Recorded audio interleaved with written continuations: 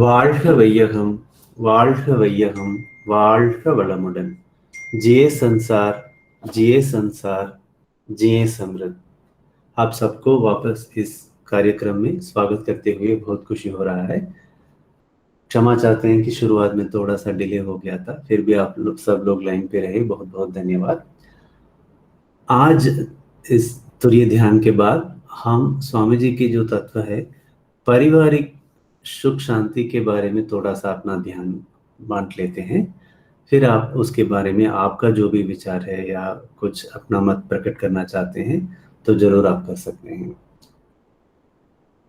वेदात्री महर्षि जो कुंडलिनी योग का रक्षण किया है, जो उन्होंने सबको डिजाइन करके ये सिखाया है, पहला ही जो हमारा मकसद है विश्व शांति।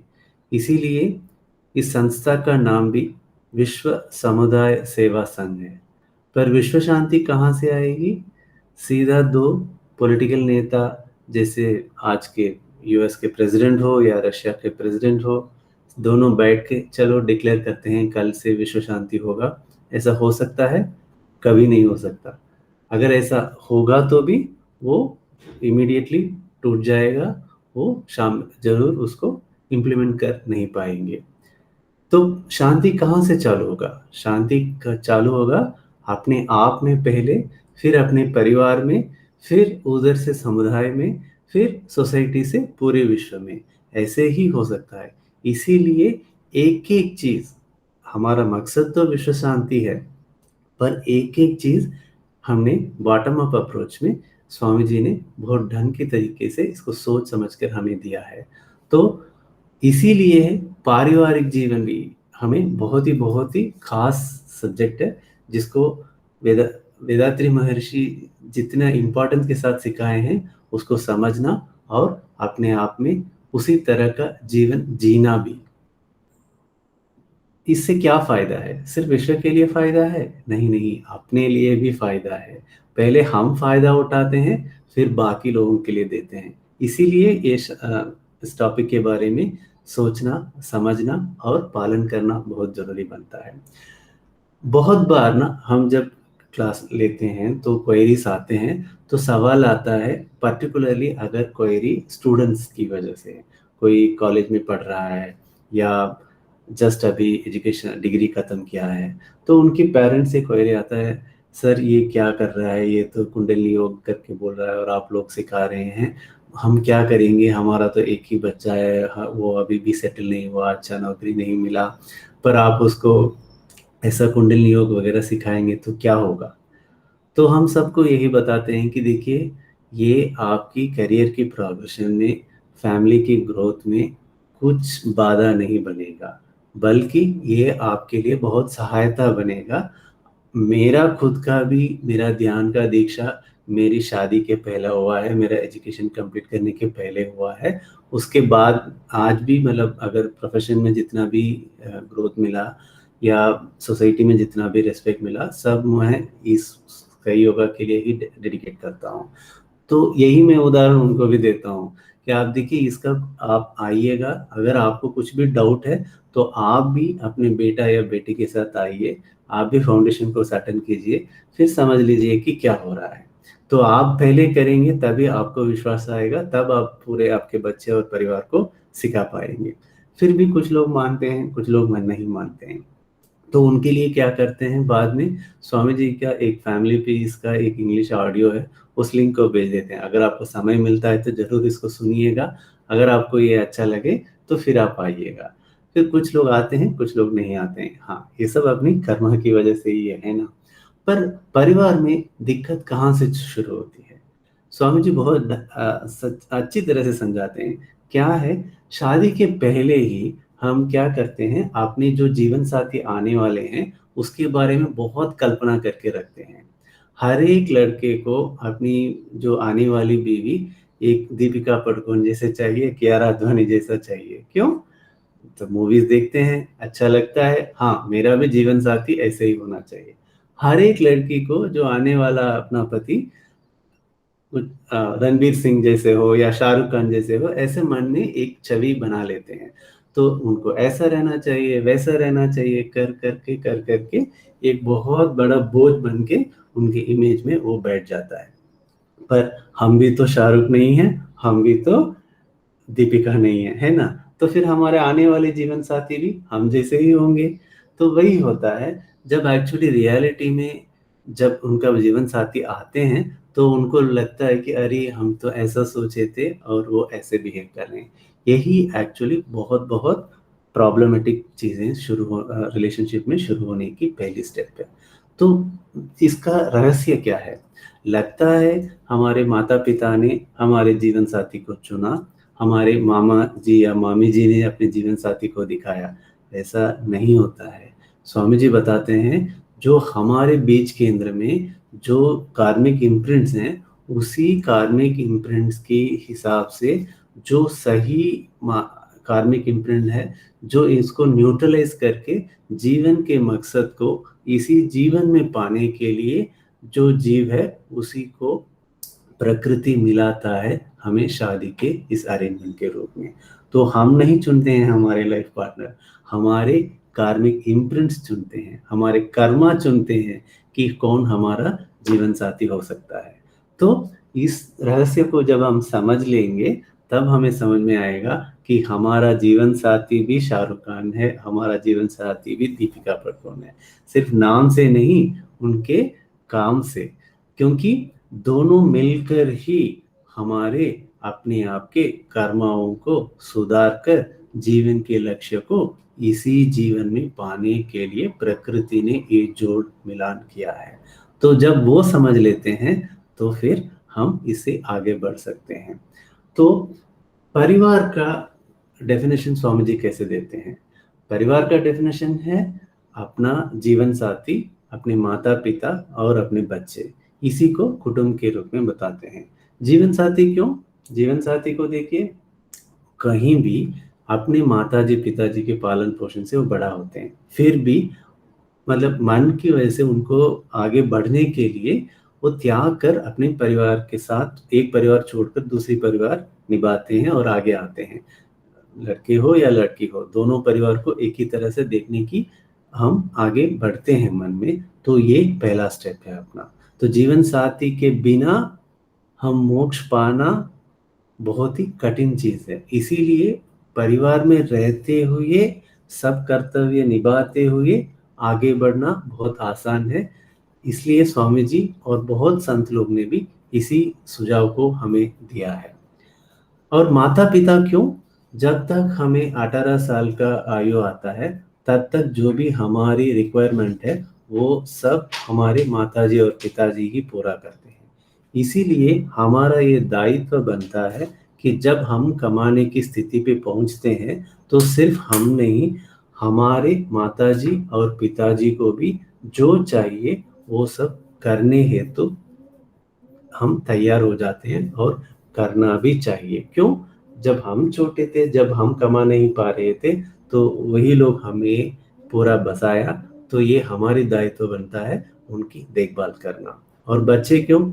जैसे समूह में आज के स्ट्रक्चर में माता पिता ही परिवार में बच्चों को देखभाल करते हैं, वैसे ही जब हमें देखभाल किया गया, हम भी आगे वाली पीढ़ियों को देखभाल करना चाहिए। इसलिए परिवार में बच्चे भी बहुत मुख्य अंग होते हैं।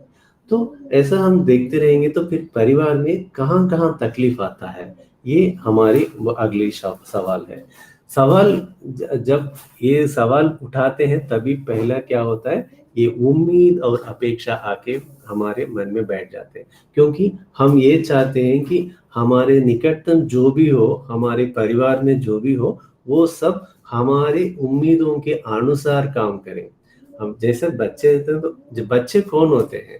बच्चे ऐसे नहीं, कहीं से हमने किसी शॉपिंग मॉल से उठा लिया या किसी वेबसाइट्स में अच्छा लगा करके हमने डिस्काउंट में उठा लिया, नहीं।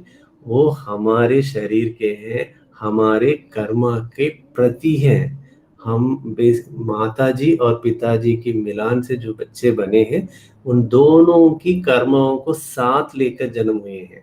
आज बच्चे लग रहा होगा किसी को कि इतना परेशान कर रहे हैं, उतना परेशान कर रहे हैं, बट दिमाग में ये सोच लीजिएगा कि हम जो करते थे या जो हम जो करना चाहते थे वही हमारे बच्चे आज कर रहे हैं।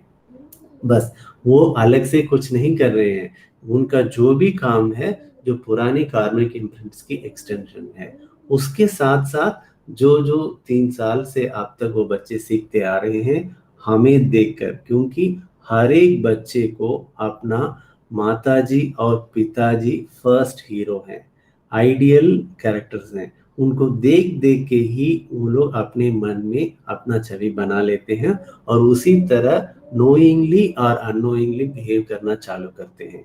कुछ चीजें नोइंगली होगा, कुछ चीजें अननोइंगली होगा। तो उनका जो भी आज का स्थिति है उसका वजह कौन है? हम ही हैं। हम हमारी कर्मा ही उनका ओपनिंग स्टॉक है। हम से हमें देख देख कर वो लोग जो सीखे थे वही उनका एडिशन है। तो इसीलिए अगर कभी भी कोई बच्चा भी कुछ गलत करता है या कुछ ठीक नहीं करता है तो ब्लेम किसको जाना चाहिए?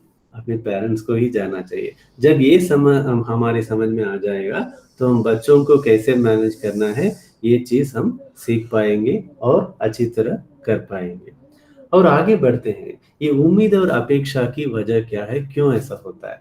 क्योंकि हम चाहते ही ऐसे हैं, हर एक स्थिति में हम क्या चाहते हैं, हम हमें उससे क्या मिलेगा वो है। जैसे सिंपली समझ लीजिए, हमारा बच्चे हैं तो उनको हर एक माँ को अपना बच्चा कक्षा में पहली श्रेणी में आना चाहिए, क्लास का फर्स्ट स्टूडेंट होना चाहिए। ये पॉसिबल है क्या?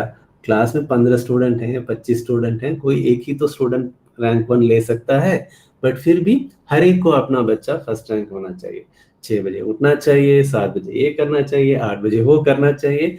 ऐसा हमारे मन में इतना, हम एक एक के रूप में, सिर्फ बच्चे की नहीं, अपने जीवन साथी के लिए भी, अपने माताजी पिताजी के लिए भी, सास ससुर के लिए भी, सबके लिए हम अपने मन में एक बहुत बहुत टोपी बना के रख देते हैं कि इस टोपी के हिसाब से उनको रहना चाहिए। पर ऐसा नहीं होता है, क्योंकि हर एक को ज्ञान है, हर एक को अनुभव है, हर एक व्यक्ति अपने अपने हिसाब से जीते हैं। तो जब वो अपनी खुद की तरह शैली में जीना चाह रहे हैं और जी रहे हैं, तब हमें ये टक्कर आता है कि नहीं नहीं उसको ऐसा रहना चाहिए। जब वो रियलिटी और एक्सपेक्टेशन मीट नहीं होती है तभी आपका रिफ्ट चालू हो जाता है। उसी वजह से ही परिवार में पहला शांति बिगड़ता है। तो हमें क्या करना चाहिए?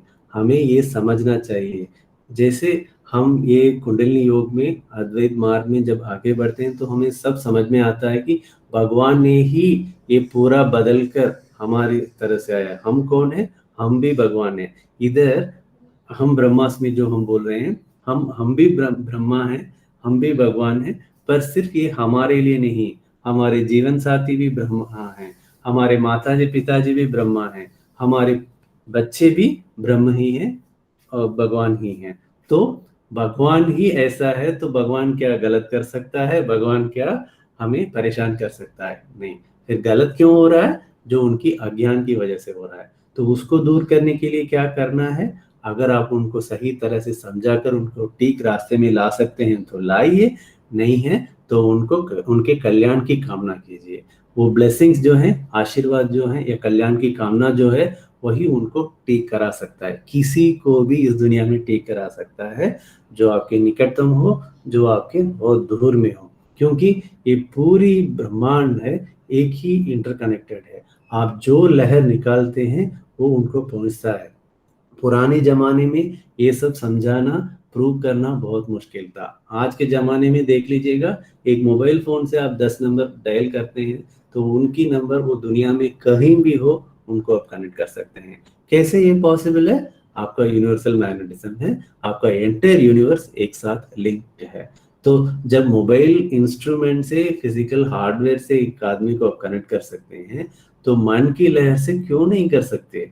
आराम से कर सकते हैं। जब वो आपको समझ में आएगा तो आप किसी से भी टक्कर की भावना नहीं रखेंगे, बल्कि कहीं भी अगर भेदभाव हो तो भी आप ब्लेसिंग से उनको ठीक कराने की कोशिश में लगेंगे।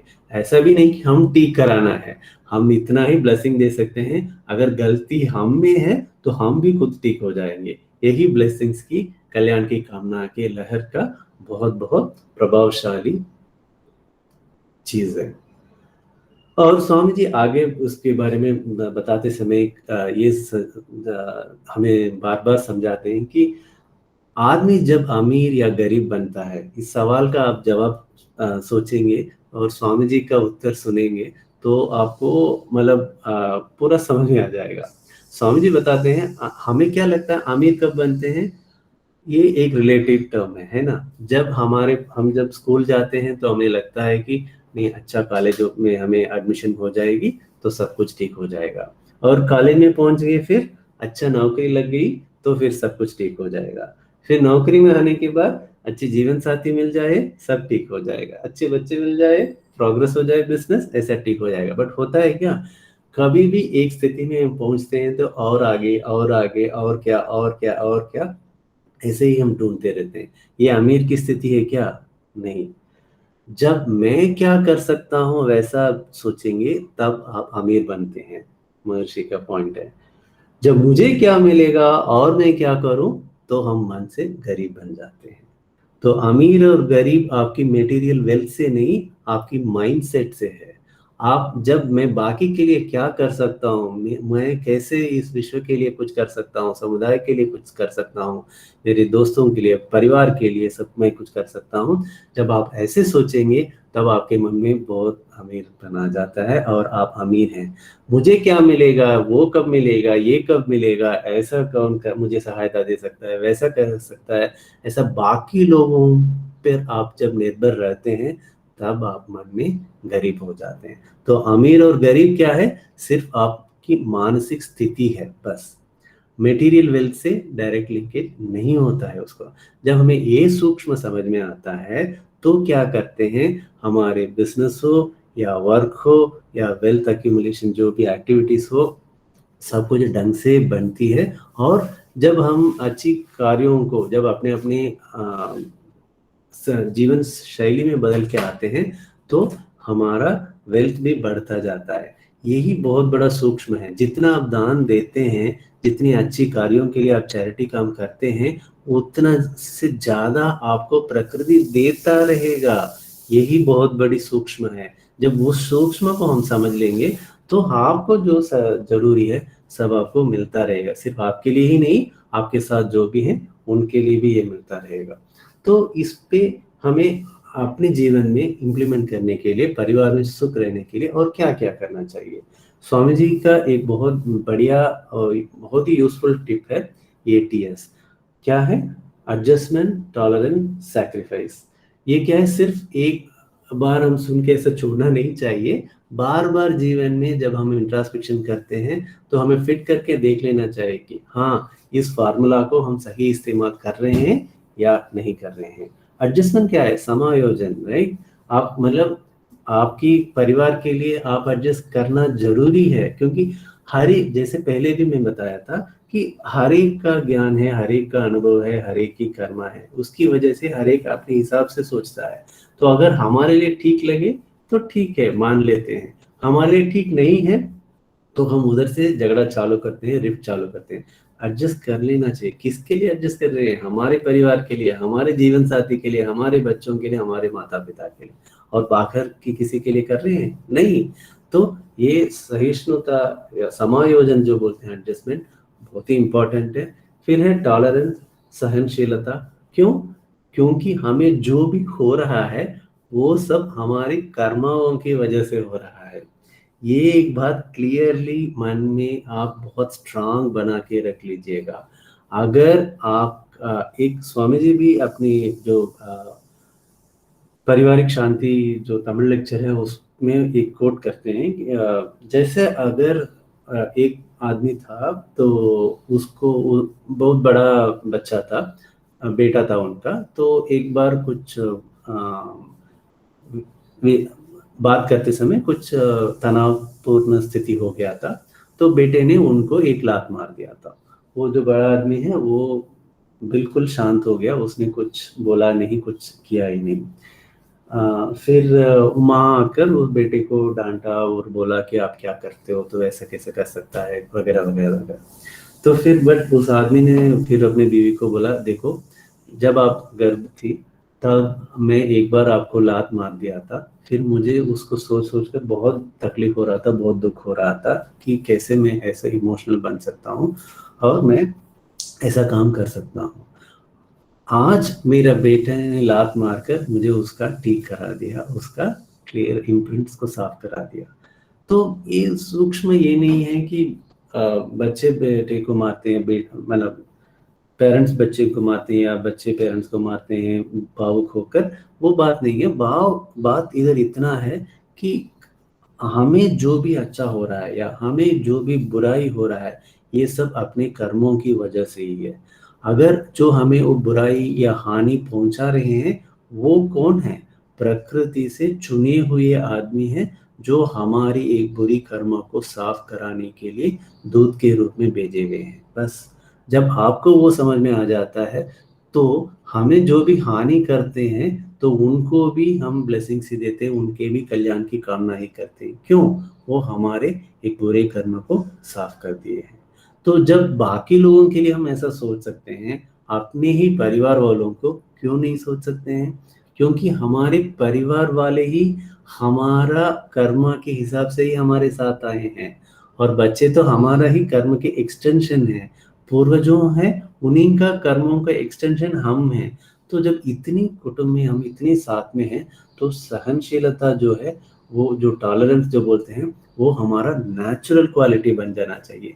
अगर उनके अपोनेंट की गलती भी हो तो भी कोई बात नहीं है, हम ब्लेसिंग्स या कल्याण की कामना करके उनको ठीक करा सकते हैं। फिर एक बहुत ही ब्यूटीफुल एंड यूजफुल टिप है स्वामी जी का, डोंट कमेंड डोंट डिमांड। क्या है? टिप्पणी देते रहना, जैसे तुम ऐसा कर सकते थे, तुम वैसा कर सकते थे, तुम उधर जाते थे, इधर जाते थे, ऐसा जो टिप्पणियां हमें हमेशा देते रहते हैं ना, वो पहले बंद करना चाहिए। क्योंकि हर अपने अपने चॉइस के हिसाब से बिहेव करते हैं, उसको रेस्पेक्ट करना चाहिए, उनको उसी तरह अलो करना चाहिए। फिर आदेश देते रहना, ऐसा करो, वैसा करो, ऐसा करो, वैसे करो। जब हम ऐसा बोलते रहते हैं ना, तो उनके हर एक का क्या है, कुछ समय के बाद इरिटेशन ही आ जाता है। वो प्रकट करते हैं तो उसी टाइम समय खत्म हो जाता है। अगर वो प्रकट नहीं करते हैं तो और एक दिन बहुत बड़ा प्रकट होना जरूरी हो जाता है। क्योंकि मन में एक लहर जब निकल कर आती है, तो उसका पूरा पूरा परिणाम मिलने तक वो घूमता रहता है। आपके शरीर में हो या आपके मन में हो या पूरे ब्रह्मांड में हो, उससे आप भाग नहीं सकते हो। जब ये चीज समझ में आ जाएगी, तो हम मान लेंगे कि हाँ, सहनशीलता बहुत जरूरी है। तीसरा, त्याग। त्याग तो हर एक करते ही हैं। जैसे अगर औरतें हैं, तो पहला, जब शादी होती है, अपने परिवार को, माता पिता भाई बहन सबको त्याग करके ही अपने पति के यहाँ पहुंचते हैं, है ना? इससे बड़ा त्याग क्या हो सकता है? और हर एक आदमी भी, जैसे आप देखेंगे, तो पूरा कामकाज किसके लिए कर रहे हैं? अपने परिवार के लिए कर रहे हैं। अगर कोई आदमी 14 घंटा दिन में अवेक है, तो क्या कितना 10 से 8 घंटा तो ऑफिस में है। किसके लिए है? सिर्फ अपने लिए थोड़ी है, पूरी परिवार के लिए ही वो काम कर रहे हैं। जब हम ये सब चीज़ों को ध्यान से सोचेंगे, तो हमें पता चल जाएगा कि हाँ, सब, हर आदमी, हर औरत अपने आप में त्यागी ही है। तो उस त्याग को हमें आदर करनी चाहिए, और हर एक व्यक्ति को आदर करनी चाहिए। तो भगवान करके हमें जब ढूंढ कर किसी मंदिर में या किसी संत समाज में ढूंढने की जरूरत नहीं है। जो हमारे साथी हैं, जीवन साथी हैं, हमारे बच्चे हैं, हमारे माता पिता हैं, ये भी भगवान ही हैं, भगवान की रूपांतर ही हैं। वही आज हमें अपने साथ हैं। जब ये चीज हमें समझ में आएगी, तब हम उनको शांति और सुख के तरीके से क्या जीवन जीना है, वो जीवन हम जी सकते हैं। पर ये तत्व कब हमारी जीवन शैली में बदलेगा? तब बदलेगा जब आप ध्यान करते हैं और आत्मविश्लेषण करते हैं। जब तक वो नहीं करेंगे, तो आप सिर्फ भावुक स्थिति में ही रहेंगे। आजकल की जितनी भी गलतियां हो, कहीं भी हो, कहाँ हो रही हैं? जब आदमी ज्ञान को छोड़कर भावुक स्थिति में आ जाता है, उसको ये भी पता नहीं चलता है कि हम क्या करते हैं, क्या हमें करना चाहिए। काम खत्म होने के बाद, उससे जो बुरा परिणाम निकलने के बाद, वो फिर सोचने लगता है कि अरे मैंने ऐसा क्यों किया, नहीं नहीं मैंने ऐसा किया, वो सही है, इसलिए है, उसलिए है। कैसे हम वजह उसका ढूंढना चाहते हैं और ढूंढते हैं और जस्टिफाई करके बैठते हैं। बट ये चीज़ याद रखनी चाहिए कि जब भी हम भावुक स्थिति में इमोशनली काम करते हैं, उसका परिणाम अच्छा नहीं रहता है, वो गलत ही साबित होता है। जब हम ज्ञान मन को शांत रखकर हम ज्ञान पूर्वक डील करते हैं, तभी उधर सक्सेस भी आता है, सुख और शांति भी मिलता है। तो कभी भी परिवार का प्रमुख कौन है? आदमी या औरत नहीं है, ज्ञान ही परिवार का प्रमुख है। बाकी लोग जब भावुक स्थिति से छोड़कर ज्ञान के साथ विचार समझकर, सोच समझकर जब हर एक काम करते हैं, तभी उस परिवार में सुख और शांति रहेगी। नहीं तो हमेशा रिफ्ट आता ही रहेगा। तो उस भावुक स्थिति से हमें बचाने के लिए क्या करना है? आपको आत्मविश्लेषण करना है। आत्मविश्लेषण सही आने के लिए क्या करना है? आपको ध्यान करना है। ध्यान सही आने के लिए क्या करना है? आपको शारीरिक व्यायाम करना है। तो जो भी कुंडलिनी योग में वेदात्री महर्षि ने डिजाइन करके दिए हैं, सब कुछ एक के साथ एक इंटरलिंक्ड है, और हमें सब कुछ अपनी लाइफ में इम्प्लीमेंट करना चाहिए, तभी हमें आगे बढ़ सकते हैं। तो पारिवारिक शांति का समाधान के लिए हमें क्या क्या करना है? अहंकारी ना बनना है। अहम, मैं जो सोच रहा हूँ वो सही है, मैं जो कर रहा हूँ वो सही है, उस स्थिति से पहले बाहर आना है। क्यों?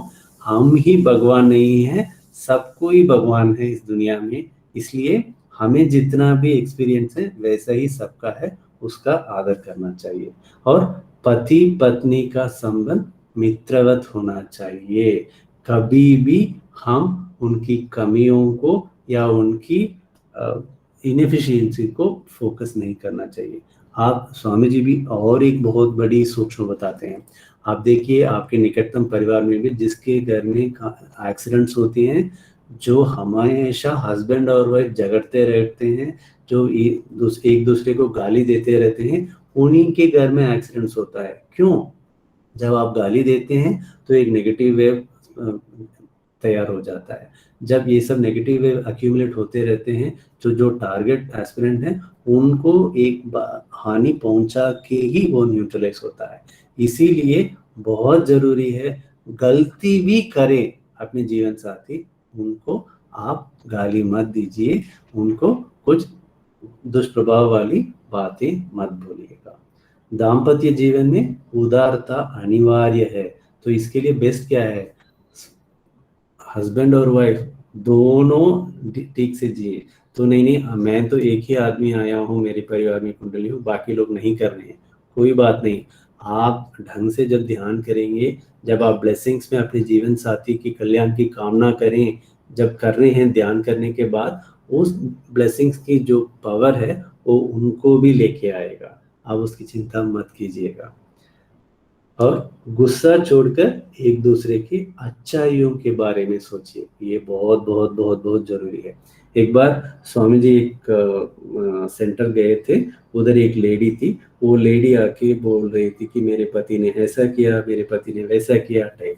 फिर स्वामी जी ने बोला अच्छा ठीक है, उन्होंने ये सब कर दिया, अब आप बैठो, अब आप सोचो आपके लिए उन्होंने क्या क्या अच्छा किए हैं, क्या क्या अच्छे काम किए हैं। फिर वो 5 मिनट रुकी, फिर बोली कि हाँ वो मैं शादी समय इतना तो ग्रेजुएट भी नहीं था, फिर उन्हीं ने मुझे पढ़ाया। फिर जब मैं जब कॉलेज वगैरह जा रही थी, तब जो भी काम काज था घर पे, वो सब वही किए थे। आज मैं ये जो नौकरी में हूँ, अभी मुझे भी ड्रॉप करना, पिकअप करना, ये सब काम भी वही कर रहे हैं। अब आप बोलने के बाद ही मैं सोच रहा हूँ, वो इतना मेरे लिए अच्छाई भी की है।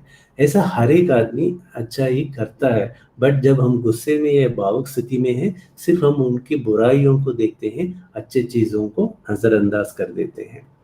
और सेम जो एस्पिरेंट है, 2 साल के बाद जब स्वामी जी उसी सेंटर पे गए थे, तब उन्होंने बोला स्वामी जी, मैं जब आप पिछले बार आए थे, उसके बाद तो मेरे जीवन में बहुत बदलाव आ गया था। सिर्फ मेरे जीवन में ही नहीं, मैं जब वो एक स्कूल में टीचर थी, बाकी वो स्कूल के बाकी टीचर्स को भी मैं वही आपका फार्मूला ही बता रहा हूँ। स्वामी जी बोले कौन सा फार्मूला है, क्या इंस्टेंस है?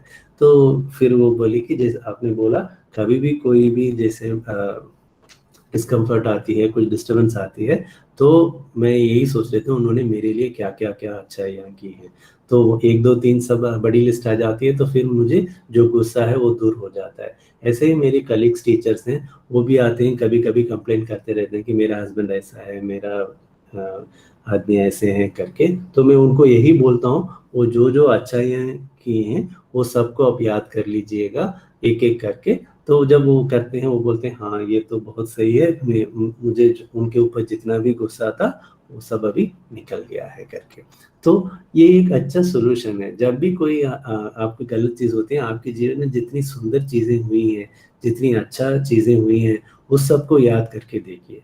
एक बात याद रखिए, जीवन साथी हमारा प्रकृति भगवान से चुने हुए हमारे दूत हैं, जो हमारा बुरे कर्माओं को साफ करा के हमें भगवान तक पहुंचाने वाले साथी हैं। जब वो चीज़ें याद में आ जाएगी, तो हम कभी भी उनके ऊपर ऐसा इमोशनली भावुक तरीके से डील नहीं करेंगे। और स्वास्थ्य, मनोसमृद्धि व संपन्नता की आवश्यकता है। उसके लिए क्या करना है? सब लोग कुंडलियों का अभ्यास करना चाहिए। दंपतियों के बीच निजी रहस्य, निजी लेखा जोखा नहीं होना चाहिए, ये भी वेदात्री महर्षि बहुत स्ट्रांगली बताते हैं। तो ऐसा एक चीज दूसरे को छुपाइए मत, कृपया खोल के रखिएगा।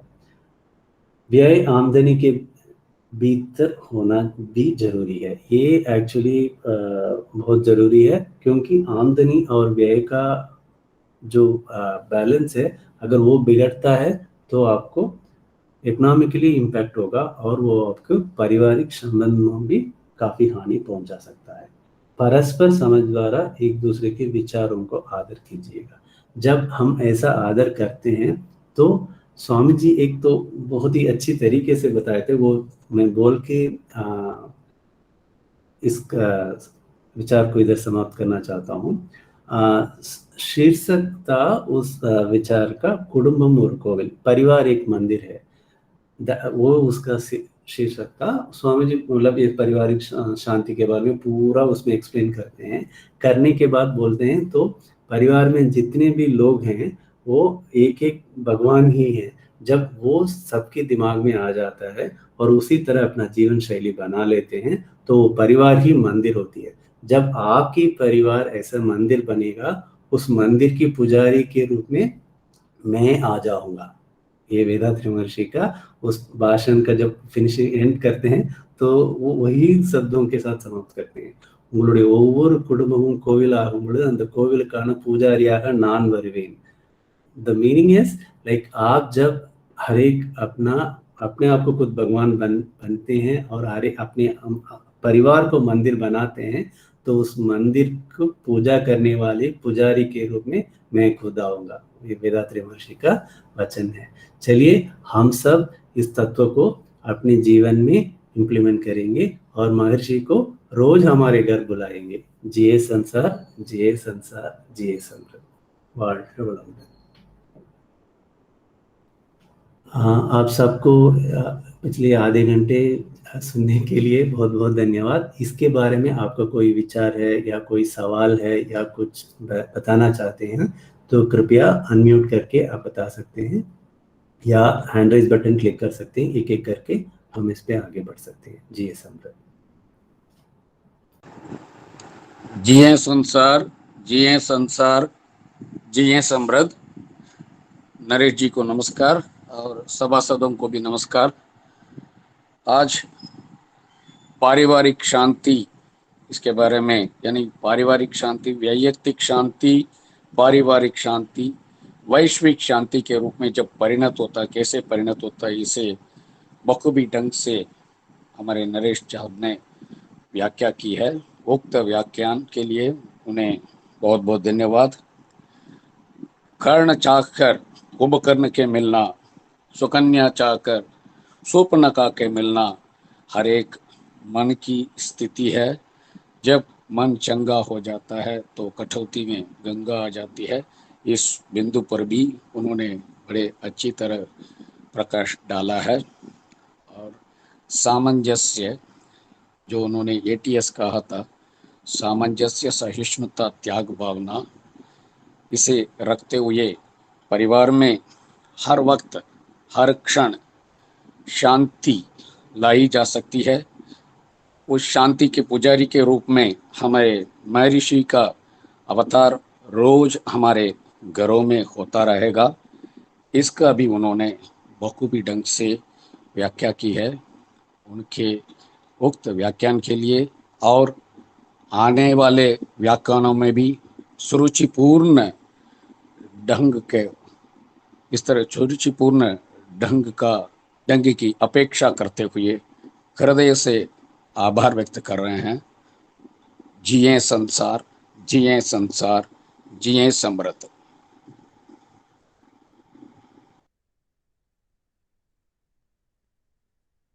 बहुत बहुत धन्यवाद कन्नन जी। और कोई अपना विचार बोलना चाहते हैं तो कर सकते हैं, या हम इसके साथ, या सरबजीत जी, जी समृद्ध। वालका वाले मॉडल सर, आज का बहुत अच्छा था लेक्चर, बिल्कुल दिल को छू गई आपकी बातें और बहुत अच्छा लगा। मैंने लास्ट टाइम भी आपसे रिक्वेस्ट की थी कि यूट्यूब पे लिंक डालें कि हम दूसरों को भी सुना सकें। जैसे पूजा आज मिस कर रही है तो फिर यूट्यूब पे होगा तो फिर हम सुन सकते हैं ना सर। तो आप प्लीज़ यूट्यूब पे लिंक डालने की कोशिश करें, बहुत अच्छा था। और जो जितने भी मेंबर्स हैं हमारे स्काई योगा के, आज सबको वालका वाला